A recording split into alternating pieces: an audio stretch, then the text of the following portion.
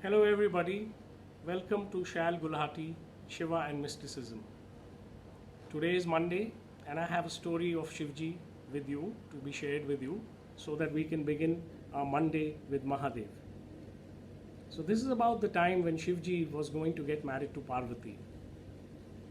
And Parvati's father, Himavat, a very big king, had made all sorts of arrangements, very elaborate arrangements, seen all the little nuances.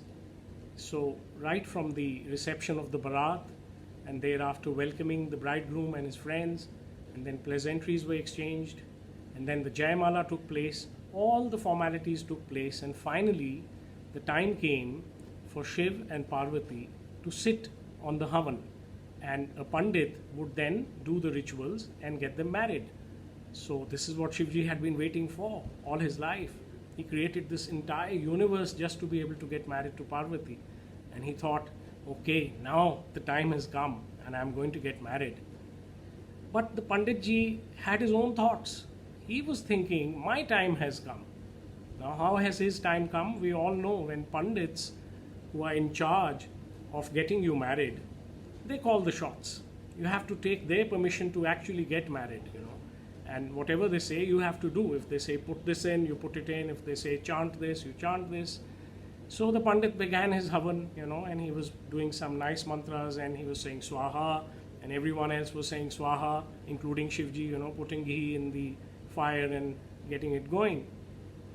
And then suddenly the Pandit said, Thero, Var ke pita ka naam kya hai? What is the name of the bridegroom's father? Everybody was quiet because Shivji is Swayambhu, the self-created, Shambhu. We say Shambhu. So he doesn't know who his father is. No one knows who his father is.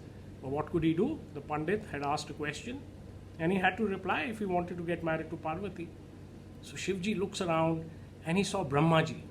Now Brahmaji is the old world god, considered the father of all gods, of Agni and Vayu and Indra and all the Devtas. So Shivji said, well, he's my father. So the Pandit was not giving up. He says, all right. So who is his father? Who's Brahma's father? So Shivji looked around again and saw Vishnuji, who's a super god. And he said, well, he is.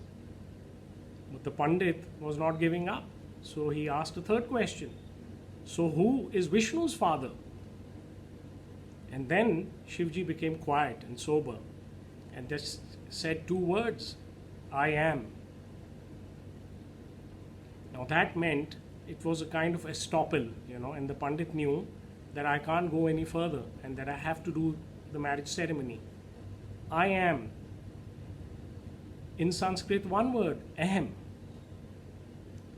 Now this estoppel means that if you are a seeker, if we think that the Pandit is a seeker because he's doing recitations, he's doing mantra jap, he's doing rituals, he's basically doing invocation of a god.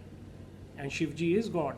So this means that if you're persistent enough, your persistence will pay and you will have the darshan of God because he will be there and he will do an estoppel. This is it.